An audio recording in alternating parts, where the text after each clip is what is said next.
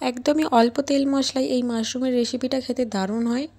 প্রথমেই গরম কড়াইতে সাদা তেল দিয়ে তাতে শুকনো লঙ্কা, তেজপাতা, দারচিনি, 4-5টা গোলমরিচ, জিরে সব একটু নাড়াচাড়া করে নিলাম।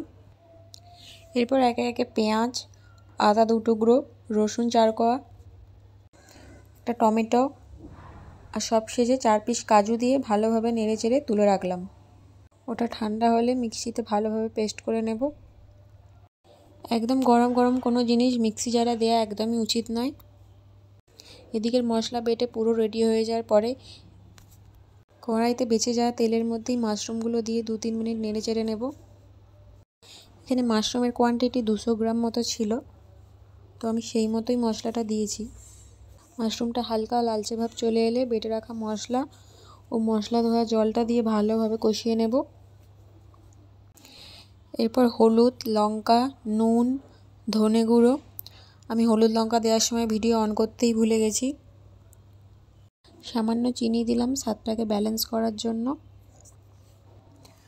মাশরুমটা আমার পুরোপুরি হয়ে এসছে, তেলও ছেড়ে দিয়েছে। এতে আমি কিছুটা পরিমাণে কাসুরি মেথি ও ফ্রেশ ক্রিম দিয়ে নামিয়ে নেব। আমার মশলা মাশরুম পুরোপুরি রেডি।